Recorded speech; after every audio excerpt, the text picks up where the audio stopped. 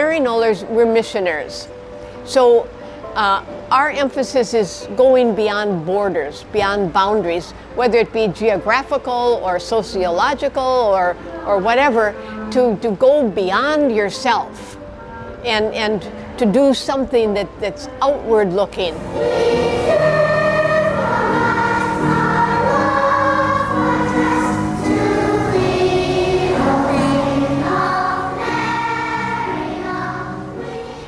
One thing about my relationship with the school here is I'm what they call a spiritual advisor. And I'm not responsible for a class. I don't have a teacher-student relationship, which then puts me on a whole different level in terms of students and in terms of teachers.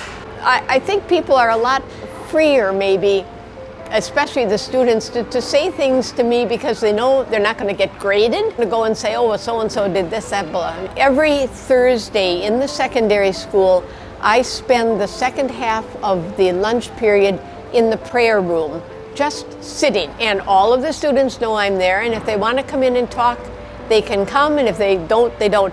But so far, every time I've been there have been students. One said to me, I have social anxiety. I said, well, what's that? You know, because you just try to get them to just kind of express what they want. Another one, oh, I'm so nervous about exams. Well, what are you going to do about it? And blah. So you've got kind of a talking point that's not academic. That's right. So this is okay. So we learned that. One thing I enjoy so much about working in the two schools is you get to see the progression.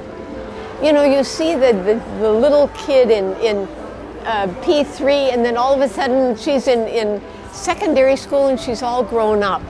You know, it gives you hope for the ones coming up, and you kind of know where they're going and where they're coming from.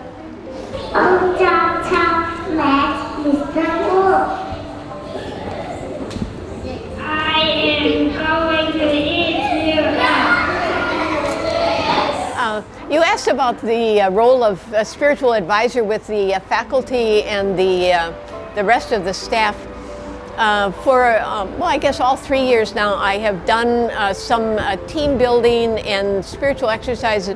When I do something like that, I always have a time for them to share afterwards, because I think otherwise there's no processing of the experience.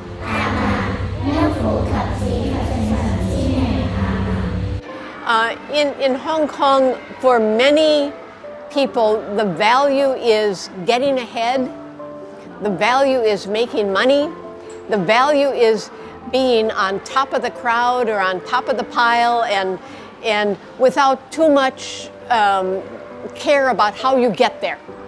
And what we try to do as Catholics is to be conscious of people around us and be aware of the needs, and not just to look at our own needs, but how can we help, or how can we contribute in whatever way we can to the building up of the whole society. I think the centenary has sort of a double-pronged meaning for me. One is celebrating what happened.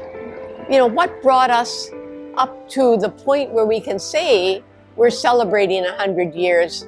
But more importantly is, what are we going to do for the next 100 years? How are we going to take what has been like the legacy and move it forward into the future? Because we can't just stop and say, hey, isn't this great? We made it 100 years. To go to the sea. Go to the sea, and that's why we have rising sea levels, right?